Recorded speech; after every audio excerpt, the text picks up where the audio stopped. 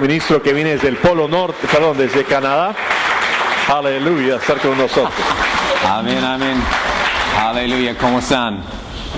Aleluya, ¿puedes oírme bien? ¿Sí? Aleluya. Hoy día vamos a tener una predica ilustrado, ¿está bien? Ok, si no está bien, igual voy a hacerlo. Hoy día es muy simple lo que voy a hacer, yo voy a predicar el Evangelio. ¿Está bien? Porque igual voy a hacerlo. En realidad voy a predicar dos versiones del Evangelio en esta predica. La versión tradicional religiosa y la versión que está basada en la obra de Cristo. ¿Amén? Pero primero quiero compartir algo que el Espíritu Santo me habló anoche cuando estaba orando. Era una palabra para mí y para toda la iglesia. El Espíritu Santo me dijo, yo quiero purgar toda creencia, doctrina, teología, sentimiento y emoción de temor de tus corazones. Quiero que eso será purgado con mi amor perfecto. Hasta que toda tu doctrina, creencias, teología, tus emociones, sentimientos están totalmente basados en el amor perfecto de Dios hacia ustedes. Y espero que esta mañana con la enseñanza esa revolución va a comenzar en tu vida. Amén. Vamos a orar. Señor, te damos gracias por este día. Gracias, Señor, por tu Espíritu Santo. Gracias por traer luz y revelación a nuestros corazones.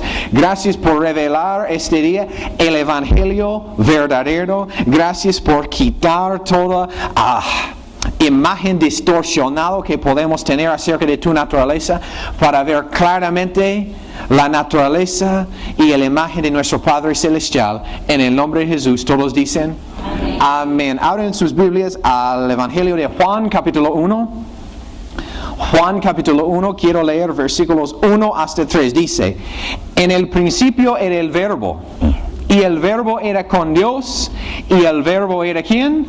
Dios. Este era en el principio con Dios. Todas las cosas por Él fueron hechas, y sin Él nada de lo que ha sido hecho fue hecho. Una pregunta, ¿quién es el Verbo? Es Jesús, amén. ¿Están conmigo? Entonces, Jesús, aleluya, en el principio era Jesús, podemos decir. Y Jesús era con Dios, y Jesús era Dios. Todos estamos de acuerdo en eso, creo, en esta iglesia. No hay ningún debate ahí. Pero esa palabra verbo en el griego es la palabra logos. Y la palabra logos significa lógica o forma de pensar o carácter. Entonces, si el verbo es Jesús, eso nos muestra que Jesús es la lógica de Dios. Jesús es la lógica de Dios. Si tú quieres saber algo de la lógica de Dios, la forma en la cual Dios piensa, su actitud, su carácter, su voluntad, tú tienes que mirar a ¿quién? A Jesús. Por esta razón yo no creo que la enfermedad viene de Dios. ¿Por qué? Porque Jesús siempre sanó a los enfermos. Amén. Por esta razón no hay ninguna condenación en Cristo. ¿Por qué? Porque Jesús siempre ofreció misericordia. Amén. Y dice, en el principio era el Verbo. Entonces desde el principio, desde antes de la fundación del mundo, Jesús fue la lógica de Dios. ¿Estás conmigo? Porque estamos yendo a un punto. Entonces Jesús siempre ha sido, es ahora y siempre va a ser la lógica de Dios, la imagen de Dios y la naturaleza de Dios expresada.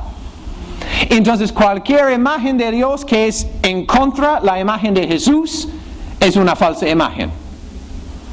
¿Estás conmigo? No importa si has escuchado algo predicado por siglos y siglos. Si es una imagen de Dios que no es parecido a Jesucristo, es una mentira.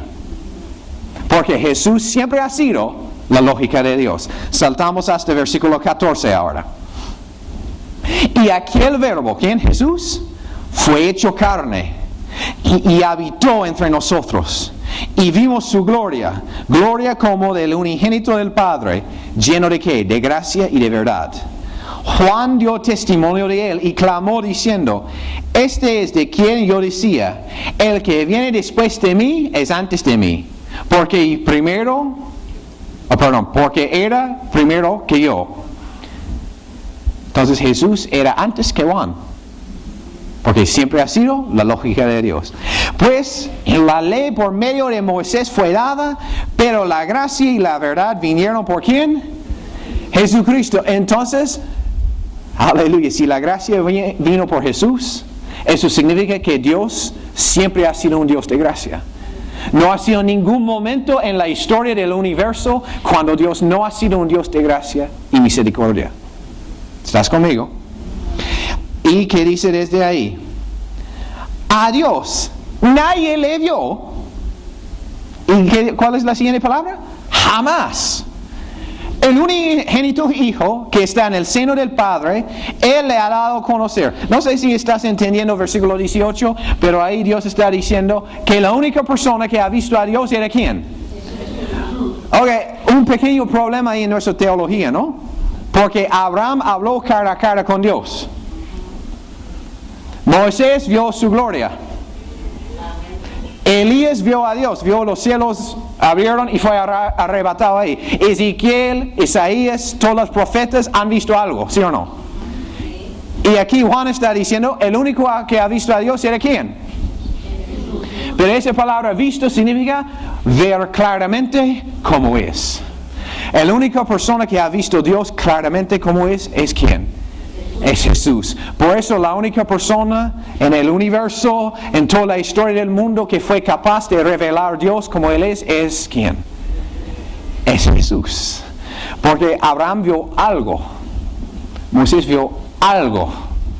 Los profetas podían ver algo a través de la condenación de sus corazones. Pero Jesús es el único que ha visto a Dios claramente.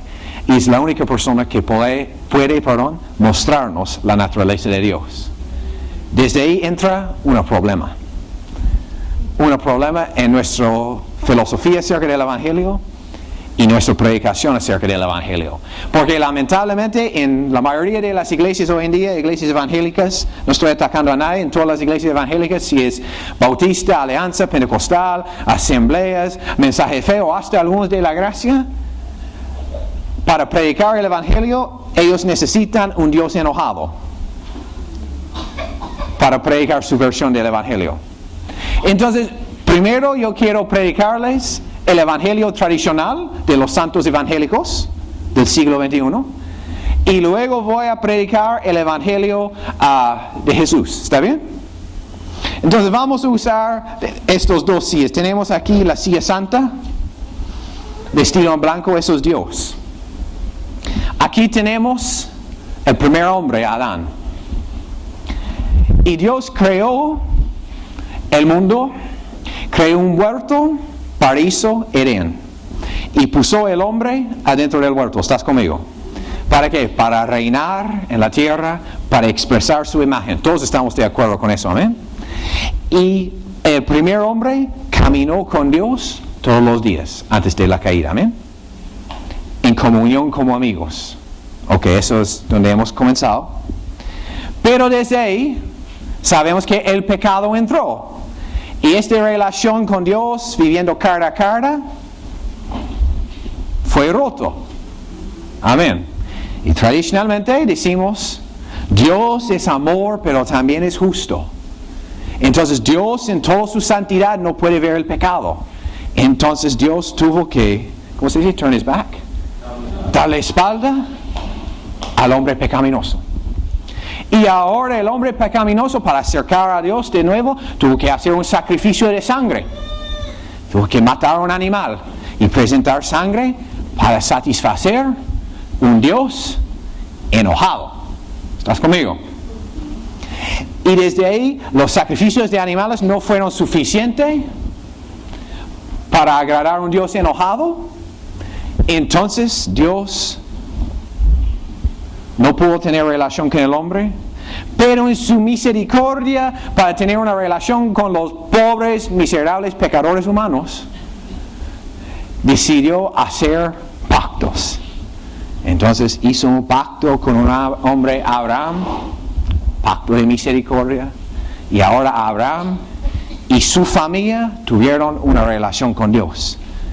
Y por cientos y cientos de años existía así, y después de años de persecución, de pasar el tiempo en Egipto, de esclavitud, vino al desierto, y desde ahí Dios estaba tan cansado de ver el pecado dentro de Israel. A pesar de su fidelidad, Israel seguía en pecado. Entonces Él decidió: ustedes no saben cuántos pecadores que son, entonces voy a darles la ley para mostrar cuán pecaminosos son. Y con la ley, bueno, nadie puede alcanzar ese estándar. Y otra vez, el pueblo de Israel no pudo acercar un Dios enojado. Y entonces, por eso, Dios tuvo que enviar a Jesús. Y estoy hablando con un poco de sarcasmo, ustedes pueden notar mi voz seguro. Dios tuvo que enviar a Jesús para que Jesús podía salvarnos de Dios. Y tú digas: no, yo no creo eso. Pero si tú crees que Jesús vino para satisfacer la ira y enojo de Dios, ¿somos salvados de quién? De Dios. Entonces ahora Dios en su misericordia viene enviando a su Hijo, y Jesús tiene que morir, resucitar. Y ya está resucitado, y nosotros somos cubiertos en su sangre y podemos acercar a Dios, porque cuando Dios nos ve la sangre. ¿Cuántos han escuchado eso? Todo el mundo dice: cuando Dios me mira, Él está mirando la sangre. Eso no está en la Biblia. Ninguna escritura dice eso en la Biblia. Jesús, cuando está mirando a ustedes, no está mirando nada de sangre. Está mirando a ustedes. Porque si eso es cierto, la única manera en la cual Dios puede tener una relación contigo es mirar la sangre para soportar tu pobre estado de pecador. ¿Estás conmigo? Entonces eso es el evangelio tradicional. ¿Estás conmigo? Pero ¿cuántos quieren ver el evangelio de Jesucristo ahora? ¿Está bien? Ahora tenemos en el comienzo, otra vez, en el huerto, Dios y Adán viviendo juntos en el huerto. Adán tiene un propósito: reinar en la vida, mostrar la imagen de Dios en la tierra, disfrutar una relación íntima con Dios cara a cara como amigos. ¿Y qué pasó? El pecado entró y esa relación cambió, porque el hombre tuvo miedo de Dios. ¿Estás conmigo? Pero si tú lees Génesis 2 y capítulo 3, no hay ninguna señal que Dios en ningún momento estuvo enojado. Porque Dios vino como todos los días y dijo: Adán, ¿dónde estás? Y él dijo: estamos desnudos y tuvimos miedo. Y Dios: ¿quién te enseñó que estás desnudo? Porque Adán, quizás tú has cambiado, quizás tu corazón hacia mí ha cambiado, pero mi corazón hacia ti nunca ha cambiado y nunca va a cambiar. Y quizás el pecado ha entrado en tu corazón, pero ¿sabes qué, Adán?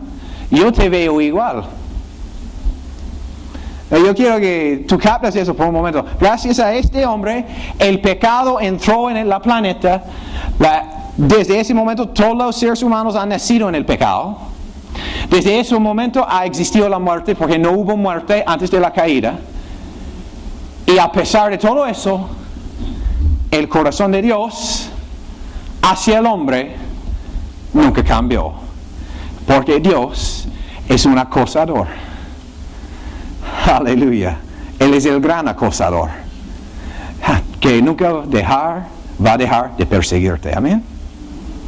Entonces desde ahí podemos ver cómo el pecado creció en el hombre, la violencia podemos ver con Caín y Abel, y podemos ver que el hombre seguía en su corazón apartando de Dios.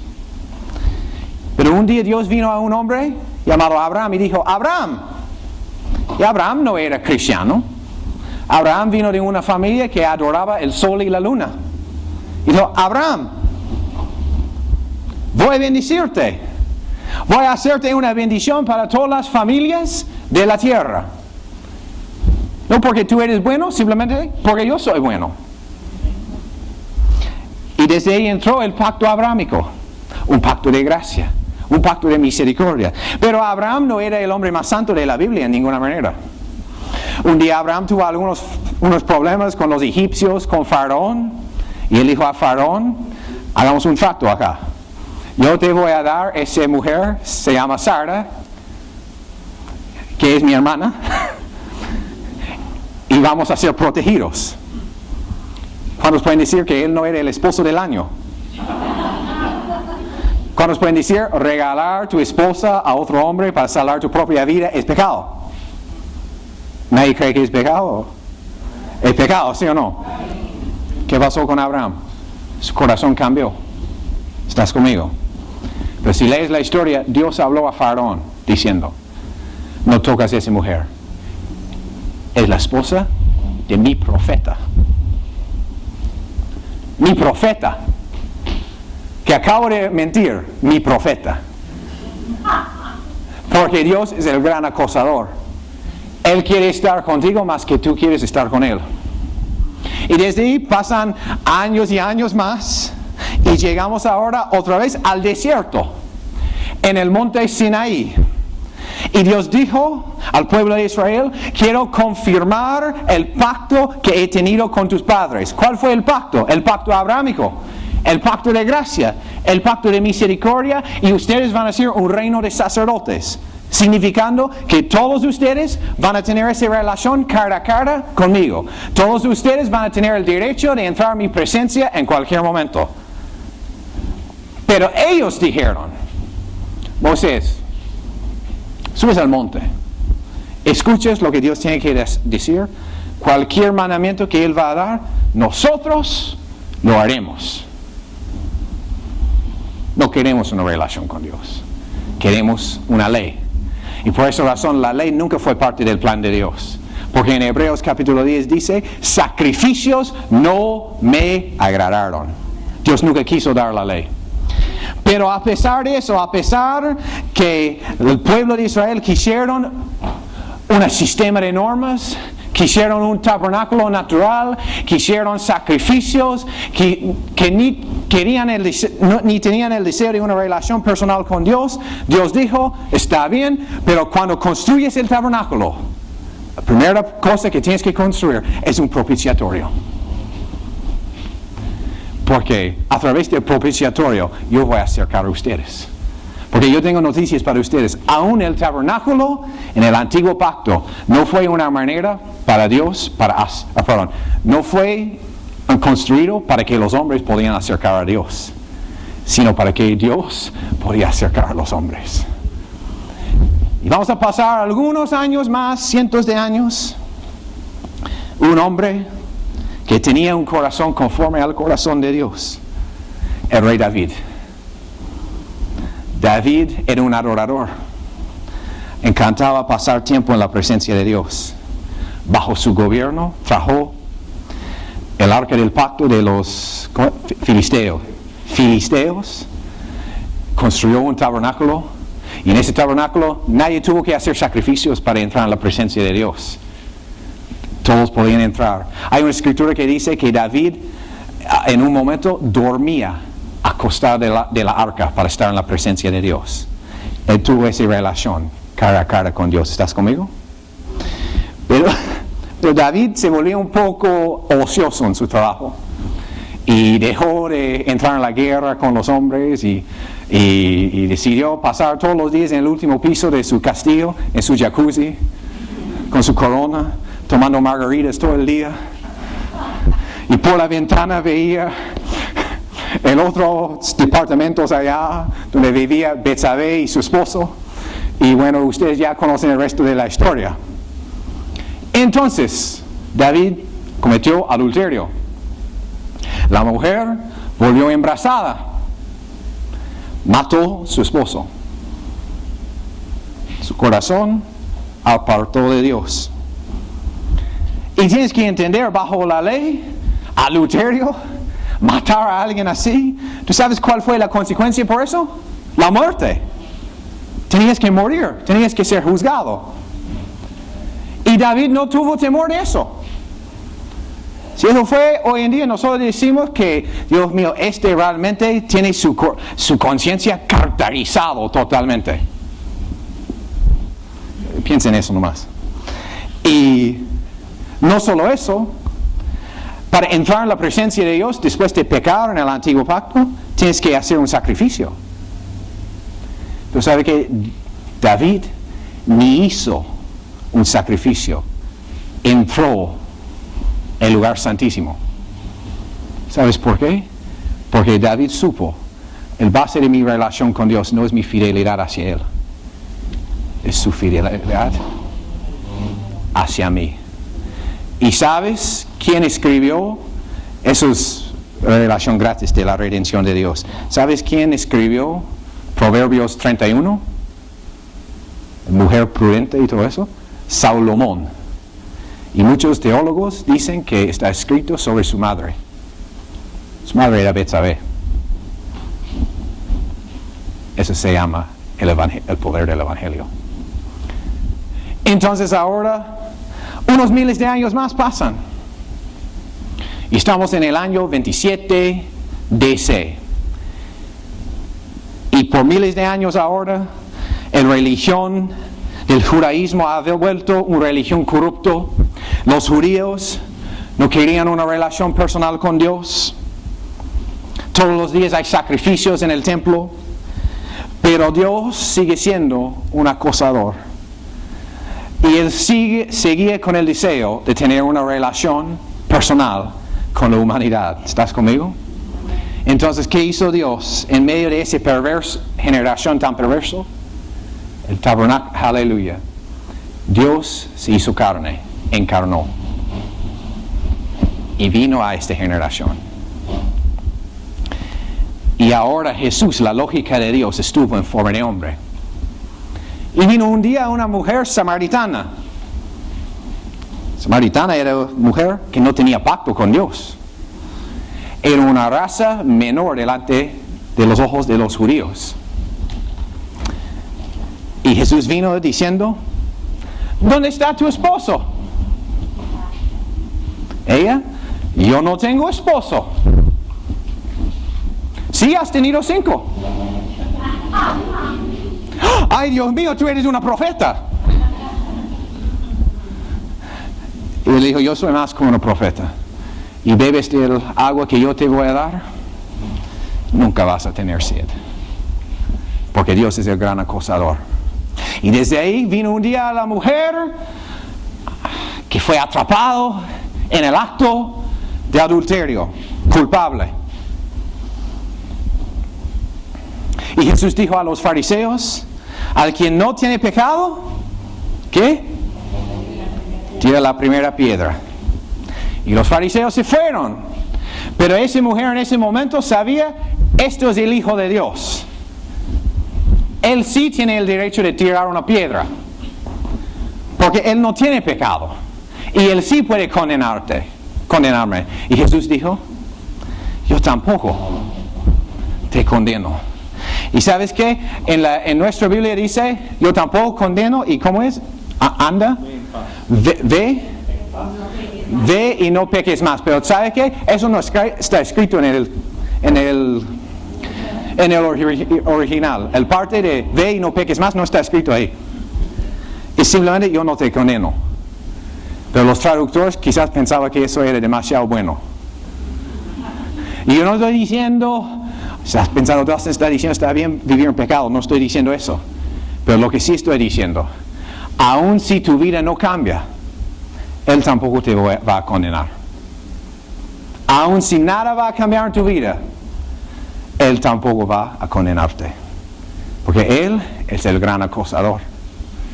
Y desde ahí tenemos la historia del hijo pródigo. Y todo el sufrimiento en la vida del hijo pródigo no fue la culpa de otras personas. No fue un ataque del diablo. Fue su culpa. Fue las consecuencias de sus malas decisiones. ¿Estás conmigo? Y un día él dijo, bueno, voy a regresar a la casa de mi padre, porque por lo menos los siervos ahí comen mejor que yo ahora.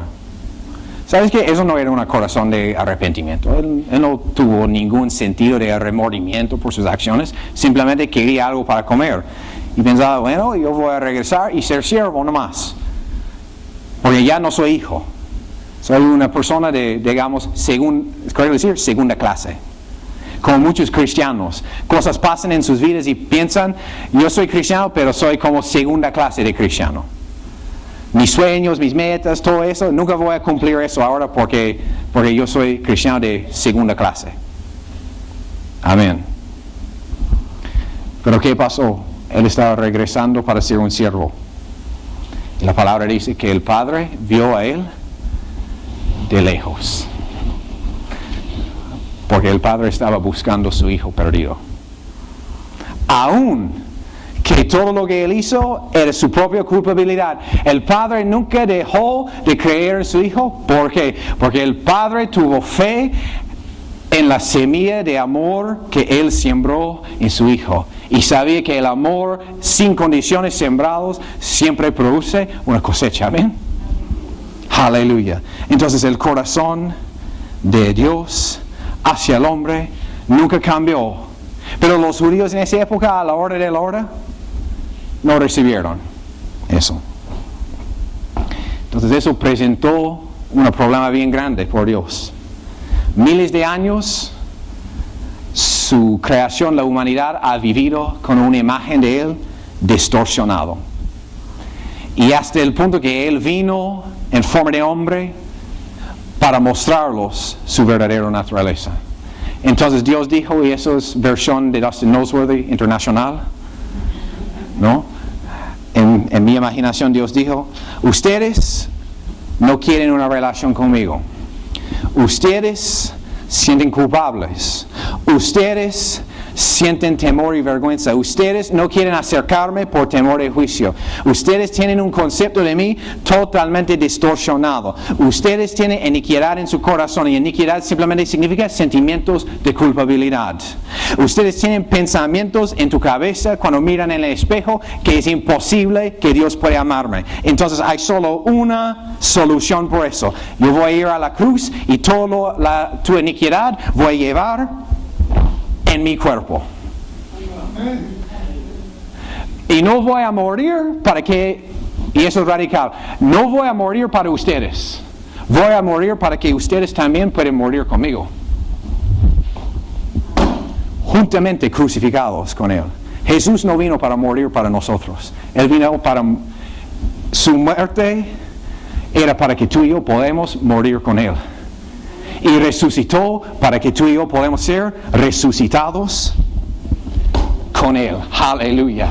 Y ahora, después de la resurrección, ya tenemos esta relación como antes de la caída. Una relación cara a cara con Dios, inseparables. Porque el mensaje del Evangelio no es Jesús viniendo para satisfacer la ira de Dios. Es un Dios amoroso viniendo para mostrar a la humanidad su dedicación hacia la humanidad.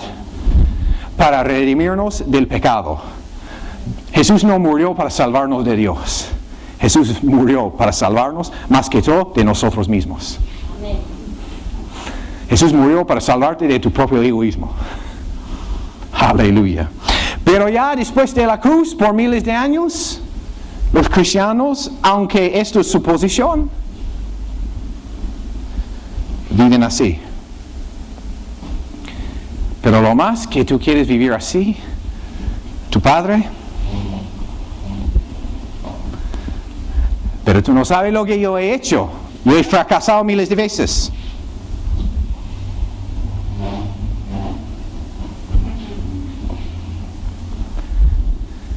En Vancouver, Canadá, era una chica que era adicta a drogas. Vivía en la calle, usaba heroína, inyectaba y llegó de estar bien mal viviendo en la calle. Tenía problemas mentales, emocionales. Y en un momento conoció a un hombre que también usaba drogas. Los dos se casaban. Y en un momento tomaban la decisión, ya tenemos que tratar de arreglar nuestras vidas. Entonces con eso fueron a un centro de rehabilitación. Y pasaba su tiempo en rehabilitación y cuando salieron dejaba de usar drogas. Pero seguían siendo adictos. ¿Por qué? Porque eran libres del hábito.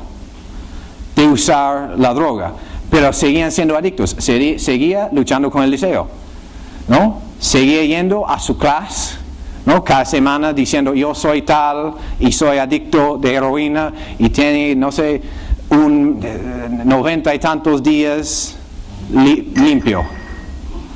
Pero seguía siendo adictos porque seguía luchando con eso. Y en un momento los dos vinieron a una iglesia, entregaban sus vidas a Cristo. Y después de entregar sus vidas a Cristo, bueno, comenzó a ser discipulados, bautizados en el Espíritu Santo, apoyar en la iglesia, servir en la iglesia, llegó hasta ser líderes en la iglesia, llegó hasta ser parte del equipo de oración que oraba por la gente después de los cultos. Pero seguían siendo adictos, seguían yendo a su reunión cada semana.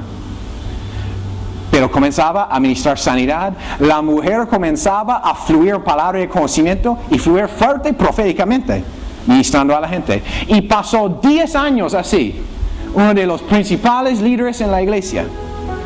Y un día ella cayó de nuevo después de 10 años. Y comenzó a usar drogas otra vez. Y su vida volvió peor que antes. Robó $10,000 de su esposo.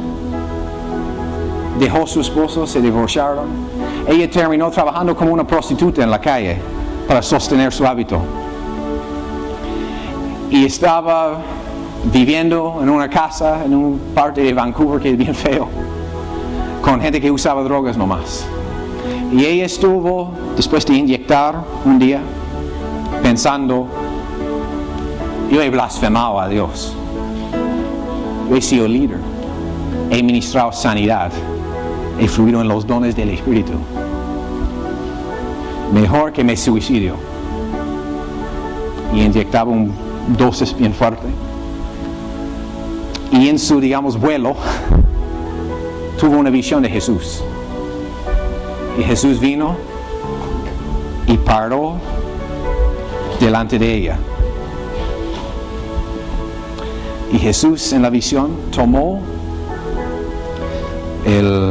¿cómo es? ¿Cómo? Jeringa lleno de heroína y inyectó en su brazo Jesús. Y ella comenzó a gritar, no, Señor, ¿qué estás haciendo? Y el Señor dijo, hace 2000 años yo tomaba todas las cosas que podía matar a ti en mi cuerpo. Y he sufrido eso para que tú nunca tienes que sufrir eso. Y ella decía, no, Señor, no hagas eso. Y el Señor dijo, ¿estás molesto conmigo ahora? Y ella dijo, no, Señor, no estoy molesto contigo. Estoy triste por lo que estás haciendo. Y el Señor dijo, eso es exactamente como me siento contigo. Yo jamás he sido molesto contigo por caer, jamás voy a ser molesto contigo por caer. Lo que me siento es tristeza, porque tú estás matando tu cuerpo. Y yo he redimido a ti de ese tipo de sufrimiento. Ella despertó en el hospital y desde ese momento fue totalmente libre. Totalmente libre del deseo de todo por drogas. Buena historia, ¿no? Pero no ha terminado ahí. En su tiempo trabajando como prostituta, casó con uno de los clientes. Pero luego, después de entregar su vida de nuevo a Cristo, reconciliar, él vino a la iglesia con ella y él entregó su vida a Cristo. Los dos fueron restaurados, comenzaban a servir en la iglesia. Y ella tuvo en su espíritu un día, yo tengo que llamar a mi ex esposo y pedir perdón. Porque bueno, robar $10,000 pues. Y ella llamó y él dijo, yo ni puedo hablar ahora. Tengo que irme a orar. Y él se fue a orar. Y llamó a ella de nuevo llorando y dijo, yo te perdono. Y no solo eso, yo sí quiero que tú tienes una relación con nuestros hijos. Y no solo eso, yo he comprado últimamente, porque estaba en buenas raíces o algo así, un edificio. Mi esposa, yo y los hijos están viviendo en el último piso. Y escúchame, quiero regalar a ti, tu esposo, un departamento en el mismo edificio que nosotros, para que puedas tener una relación con tus hijos otra vez. Y tú digas, ¿cómo puede ser eso? Eso es injusto. Eso es el Evangelio. Nadie ha dicho que el Evangelio es justo. No era justo que Jesús tuvo que morir con tus pecados. Y no es justo que nosotros recibimos todo gratuitamente. Amén. Entonces tú dirías, pero tú no sabes lo que yo he hecho. Y Dios dice,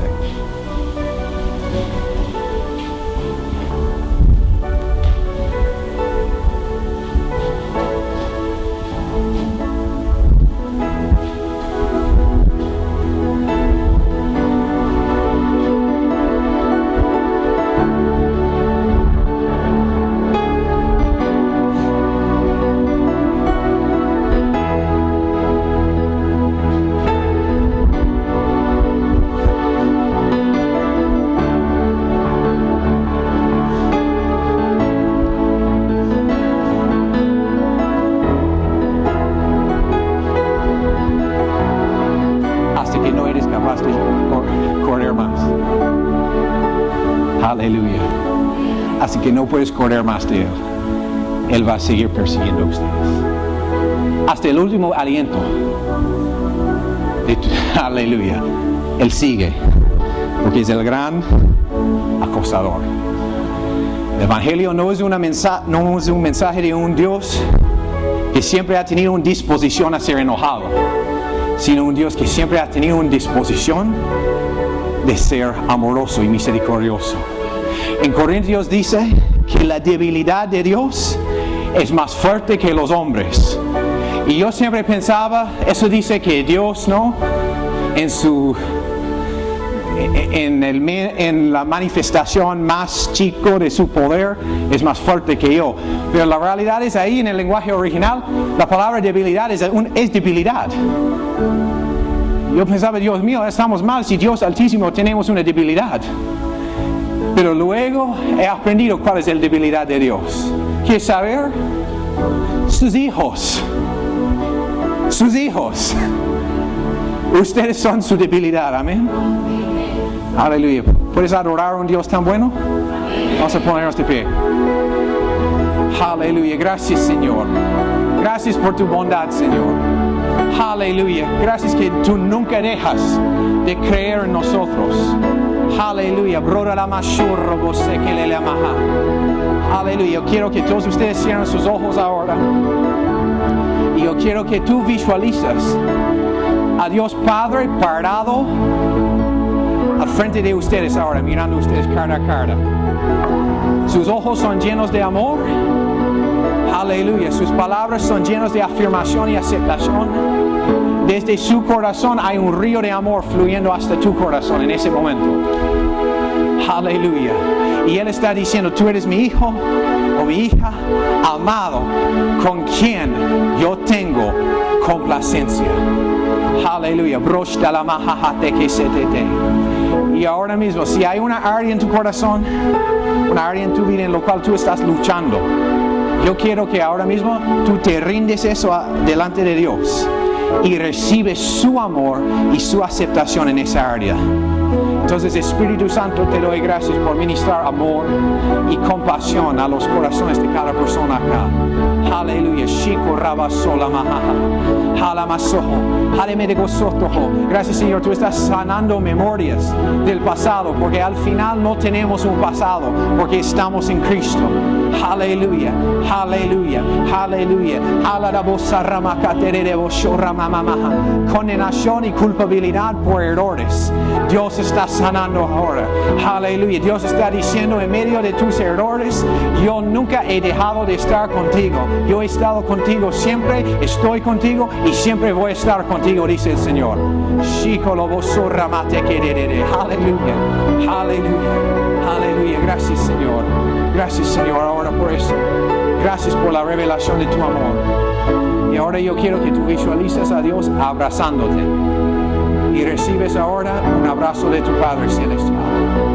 Aleluya. Recibimos de ti, Señor. Aleluya. Recibimos de ti, Señor. Aleluya. Si tú estás aquí en esta mañana y no conoces al Señor Jesús como Señor y Salvador de tu vida, aleluya, yo quiero decirte que tú has escuchado el mensaje más importante de ese planeta. el mensaje de un padre que está totalmente loco por ti. Y Él quiere una relación personal contigo. Y si tú no conoces al Señor como tu Señor, yo quiero que tú repites esta oración conmigo desde tu corazón. Todos nos vamos a orar en voz alta y puedes repetir. Vamos a orar.